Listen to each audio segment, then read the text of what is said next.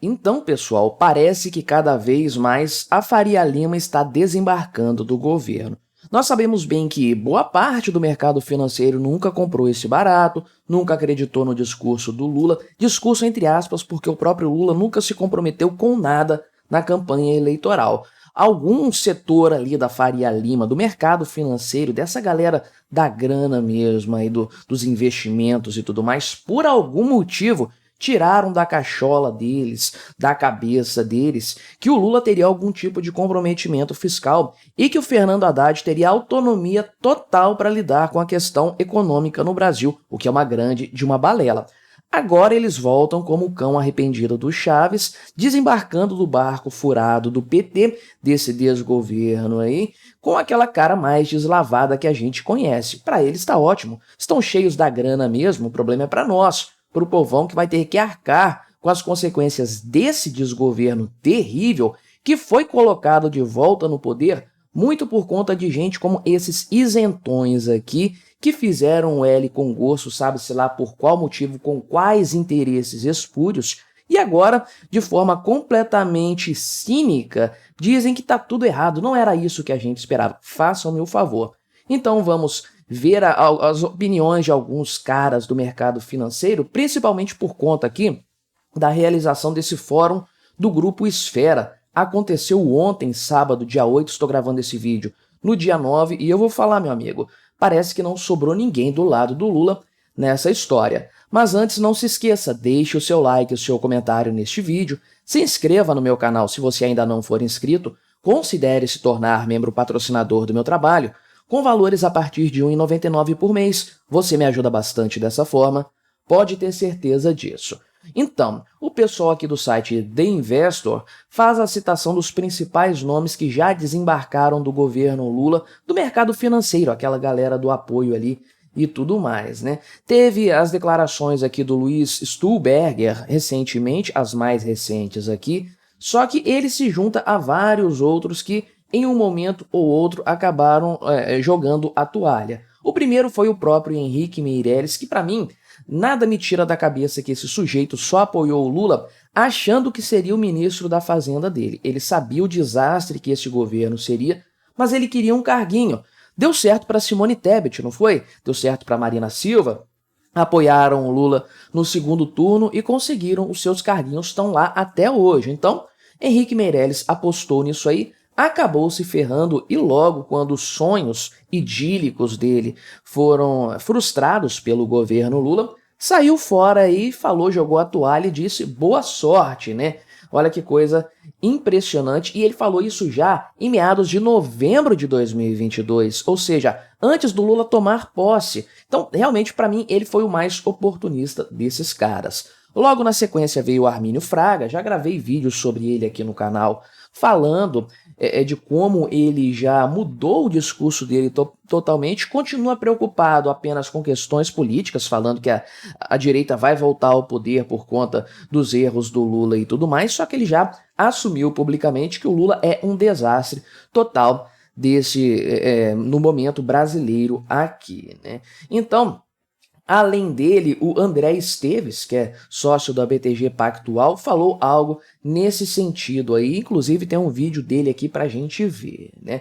Mas foi realizado ontem, conforme eu falei no início do vídeo, esse fórum do Grupo Esfera, aqui ó, Fórum Esfera, lá em Guarujá, em São Paulo, e eu já tinha repercutido uma coisa que o Roberto Campos Neto falou a esse respeito, acho que num vídeo anterior a esse aqui, tô meio perdido na ordem dos vídeos, mas ele falou sobre a questão da dívida, né? E tem um monte de gente participando, gente do mercado financeiro, o Campos Neto, gente aqui do TCU, né, o Bruno Dantas, mas um monte de políticos também, Tarcísio de Freitas, Ronaldo Caiado, vários governadores aqui, gente do PT, né, olha só, Reginaldo Lopes, que é deputado federal pelo PT, tem aqui vários ministros do governo Lula, secretários ali e tudo mais, gente estatal também, muita gente do mercado privado, gente aqui da Gerdau, da Qualcomm, enfim, de várias empresas aqui e tudo mais. O Lewandowski, que está nessa parada também aí. E o Mercadante, que é presidente do BNDES, talvez o pior nome dessa história aqui. eu diria. E tem vários outros que mais ou menos estão insatisfeitos com o governo Lula e externalizaram isso durante esse evento, durante esse fórum, ainda que com aquelas ressalvas, aquele cavalheirismo todo que se espera de um evento desses aqui em que tá tudo misturado. Aliás, se você acha que não tá tudo misturado sempre, você é ingênuo, me perdoe a sinceridade. Essa galera do mercado financeiro tem um acesso muito facilitado aos meios ali em Brasília, à Câmara dos Deputados, ao Senado, ao TCU mesmo, e ao Palácio do Planalto, é claro, principalmente, esplanada dos ministérios. O diálogo ali é muito bem azeitado. Eu e você que não temos condição de chegar nesses caras lá em Brasília para fazer valer as nossas vontades, os nossos intentos. Mas a galera do dinheiro, meu amigo, é tranquilíssimo para eles, né?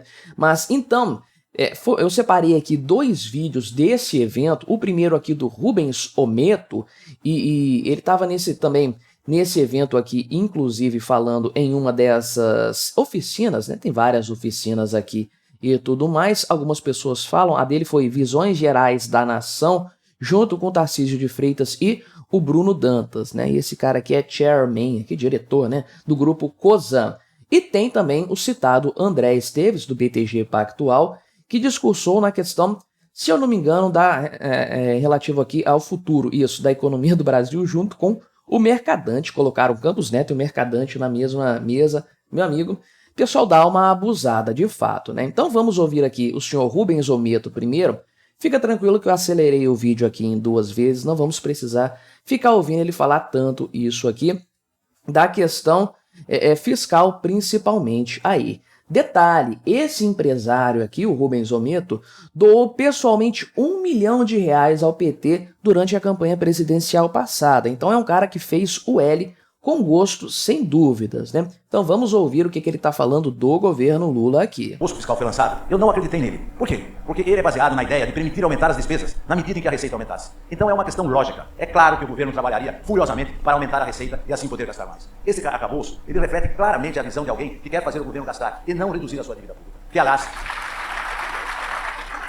é o que mantém esse juro alto. É uma visão oposta a incentivar a iniciativa privada, que seria um caminho muito mais barato e muito mais eficiente para o nosso país. E o que está acontecendo é exatamente o que eu imaginei que iria acontecer. Para se aprovar a reforma tributária, se fizeram alguma série de concessões. E depois, o Poder Executivo, através da Receita Federal, através da Procuradoria-Geral da União, através da Fazenda, está mordendo pelas bordas. Eles estão mudando as normas, vão mudando as regulamentações para arrecadar mais. Sai a lei de um jeito e depois eles soltam normas para te autuar. Eles nunca estão preocupados em interpretar a ideia do legislador. Eles estão preocupados em morder. E quando você faz isso, você desrespeita a lei. E cria um péssimo exemplo. O exemplo tem que vir de cima. E quando o exemplo é ruim, ele contamina a organização toda. Como a gente vai melhorar o nosso país se a autoridade máxima faz tudo para não obedecer à lei? E aí temos um problema ainda maior, que é essa disputa por espaço entre os 3 poderes.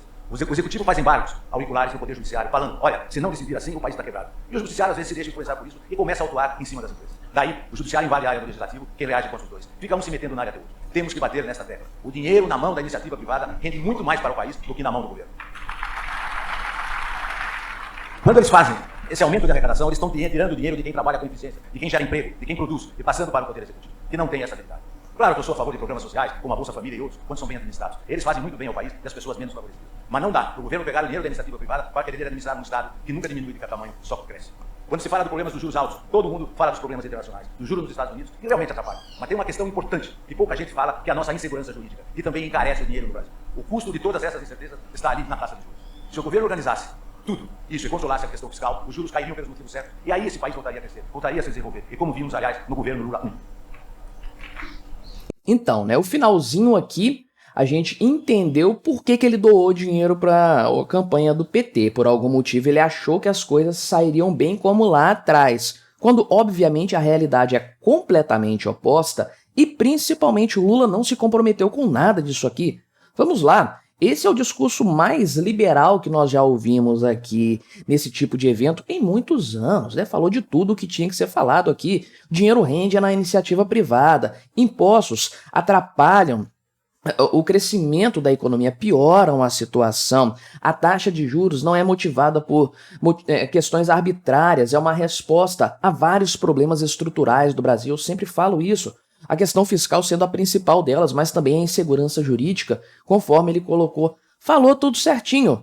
Mas por que esse cara deu dinheiro para o PT em primeiro lugar? Faça-me o favor, quem em sã consciência acreditaria que o Lula iria trabalhar de fato para ter uma economia equilibrada, uma questão fiscal ali bastante sólida. Ele não se comprometeu com isso durante a campanha. Quem estava imaginando que as coisas seguiriam por esse rumo foi o mercado financeiro. O Armínio Fraga fez aquela ridícula entrevista telepática com o Lula, aquela coisa patética, justamente que soou mais como uma torcida do que como algo fundamentado, algo baseado em questões reais. E aí fica a pergunta, esse cara achou mesmo que o governo Lula seria melhor nesses aspectos que o governo anterior? Porque é o que parece, e faça-me o favor, né? Agora, André Esteves falando sobre a carga tributária. Vamos lá, mais um mané do mercado financeiro que está pulando fora do barco. O estresse dessas últimas semanas, e eu acho que os discursos um pouco mais calorosos do lado empresarial, também significam uma outra coisa importante. Afinal de contas, o mercado, né? O mercado somos todos nós. O mercado é a sociedade se expressando através dos preços. Está nos sinalizando que chegou um limite com o aumento da carga tributária. Né? De um jeito ou de outro, nós estamos chegando lá. O que significa que, se a gente precisa chegar no equilíbrio fiscal, a gente precisa trabalhar também do lado da otimização dos nossos gastos. E, de novo, isso não significa que nós não vamos ter um BNDES atuante, que o Estado não tem a capacidade de investimento. Tem muito espaço para a gente resolver isso. Enormes distorções no Brasil. Algumas delas, inclusive, estão sendo atacadas pela Fazenda. Eu acho que a gente, às vezes, tem que tirar um pouco a bola do debate político, do calor ideológico, e simplesmente concentrar na racionalidade. Eu acho que o Brasil está muito melhor que qualquer outro momento da história. Quando que a gente teve 100 bilhões de dólares de balanço comercial, 1% de déficit de conta pública, mais 300 de conta corrente, mais 350 bi de reserva, Banco Central independente, BNDES com a governança clara, nenhuma estatal grande desequilibrada, Banco do Brasil saudável, Petrobras saudável. Pô, nós estamos nos afogando no copo d'água, né? Estamos botando nariz dentro do copo e achando que estamos no meio do Oceano Pacífico. Nós não estamos. Agora, temos que entender quais são os limites e trabalhar com eles. E esse tipo de debate aqui só enriquece e nos leva a entender onde é que nós estamos. Então, né, o cara ainda dá aquela dourada de pílula para a situação econômica.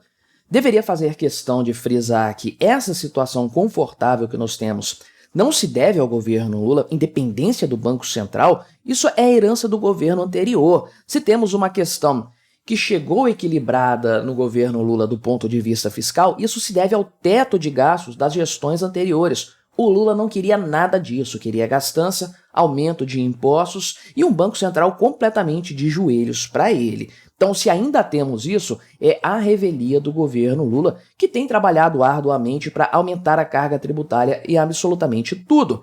E a curva de Laffer nos explica o quanto isso é danoso para um país, prejudicial para um país, e para a questão fiscal também a tendência é que a arrecadação apenas caia conforme o governo vai forçando a barra nesse sentido. Então, é uma coisa assim constrangedora, eu diria, ver o posicionamento da Faria Lima, desse pessoal do mercado financeiro agora, porque todos nós já havíamos visto isso antes.